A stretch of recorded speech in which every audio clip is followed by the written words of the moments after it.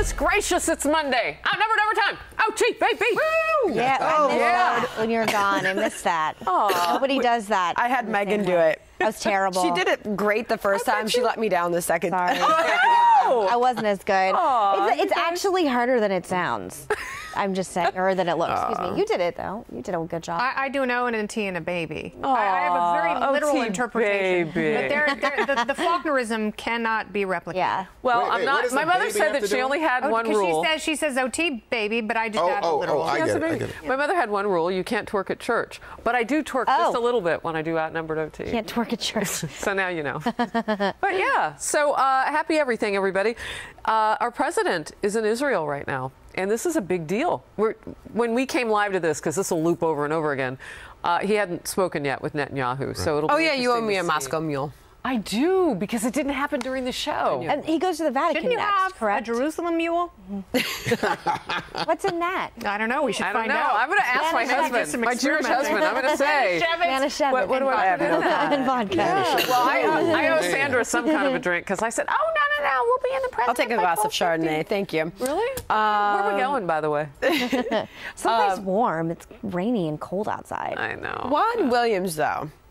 What are your thoughts, though, as this trip has begun? I don't know. My read on you today was different than in recent weeks and months of this presidency. Does this change anything for you and the way you're analyzing this president? No, not deeply, but I think that what you're responding to is that I'm wishing him all the success in the world, That's especially fair. on this trip. Yeah. I think it was Kennedy who said earlier that we don't see presidents in their first, this guy's first 150 days, take a trip of this kind. Mm-hmm. And even in the first term, usually they don't make this kind of trip.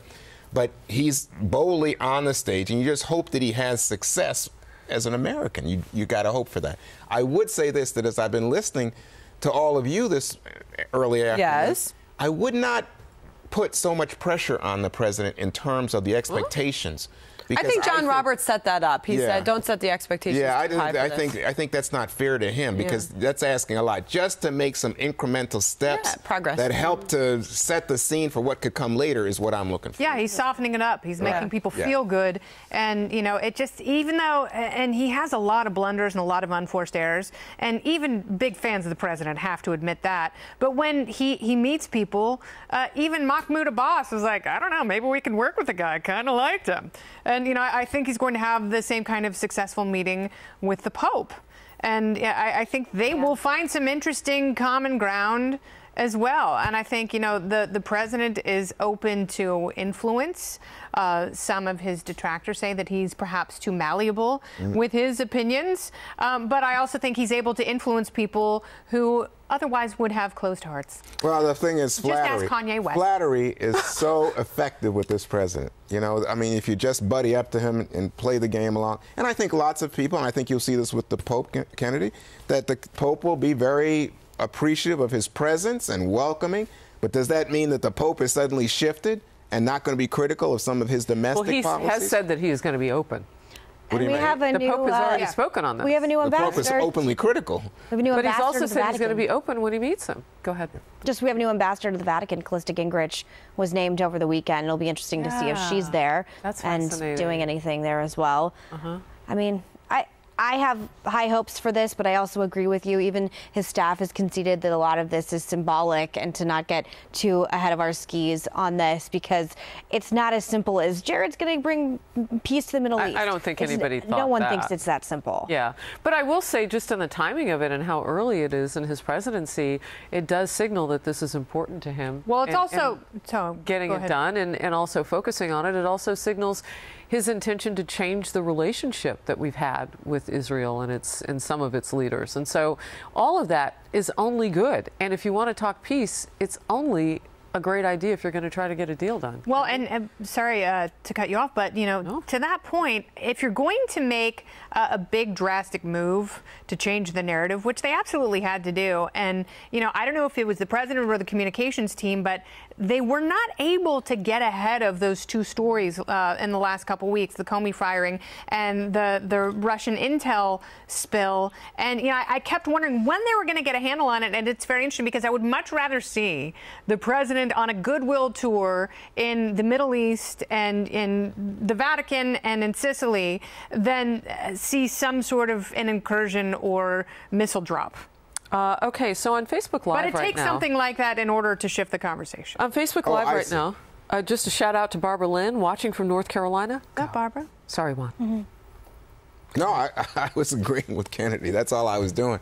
It's interesting to me, though, that just what you talked about on the intel stuff, I think the Israelis have been so kind as to not add to the criticism here at home. Yeah. And you read in the papers that Israeli intelligence really feels like something wrong happened here. But I think Prime Minister Netanyahu and a lot of the ministers who were reluctant to come out to even greet President Trump, I think all of that is in the background because they want to send the signal we are willing to work with this president. We're hoping something comes from his attitude. No, there were some that before he even departed for this trip, even on the left, who had suggested his visit might be met with sympathy from some of these world leaders because they know what it's like. Well, they know what it's like. And they've seen what's been going on at home. Right. And also, guess what? They see this as an opportunity potentially to take advantage of a moment when the president is looking for a win. Interesting. Wow, we got a lot going on. Someone likes the color wheel in Pennsylvania, so we like that. Thank you. We love Pennsylvania. Big fan. And by the From way, Hershey to Erie, why wouldn't we? Rufus wants us to know that there's an easy, quick way to make a Moscow Mule. It's vodka and Mountain Dew. He says, not the right way, but it has an identical flavor. That's not a Moscow Mule. That's not a mule. A mule has to have ginger beer or ginger ale. You don't have to preach to me. And a copper. Yeah, but you know what? Vodka and Mountain Dew. But thank you, Rufus. Is something you make yourself as a roadie, not when you're driving, but perhaps when you're a passenger. I'm watching from the great state of Texas. Where it is legal to make such beverages. Or Gordon. You could just put vodka in a cherry limeade from Sonic if you're going to go, a little lower end. That's the best thing I figured out on. You put vodka in a cherry icy. Oh, God, I haven't done that. Holy wow.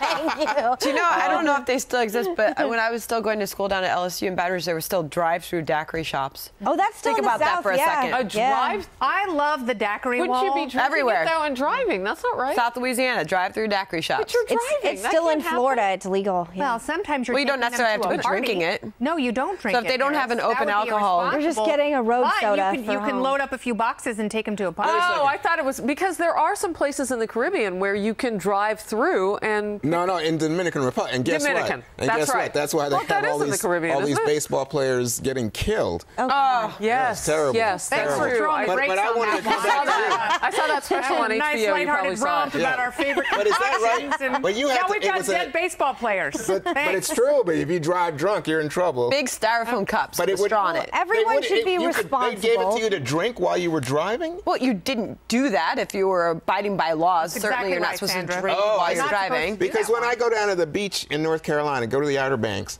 I was always amazed that they had these drive-through brew shops. But you just get beer. You get it in the can. They don't give it to you open. Right.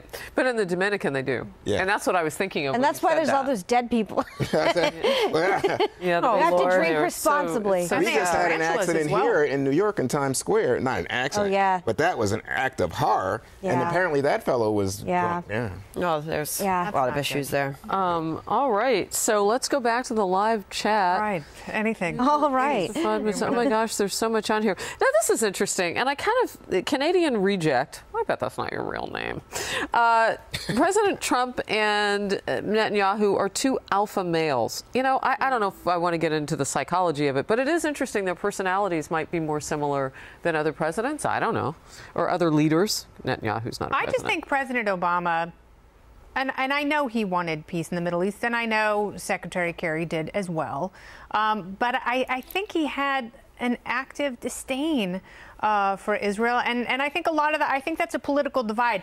That is one nice thing I will say about this president is, you know, past presidents, past administrations, and certainly now politically, progressive Democrats tend to be pro-Palestine and conservative Republicans tend to be pro-Israel. And, you know, it seems as though this president, like, at least has a curiosity about Palestine, but still wants to preserve and enhance our relationship with Israel. I find that a really interesting way to break it down, because to me, a lot of people who are just outside of the politics looking at Israel's behavior have criticisms, as, you know, and want to see that Israel is engaged in trying to bring peace as opposed to just hanging on to some of the settlements. Yeah. Okay, Jillian 14-1, you're the best, even though I don't agree with everything you say. Admire your principles. Good to have you, everybody. Thanks for watching. See you tomorrow.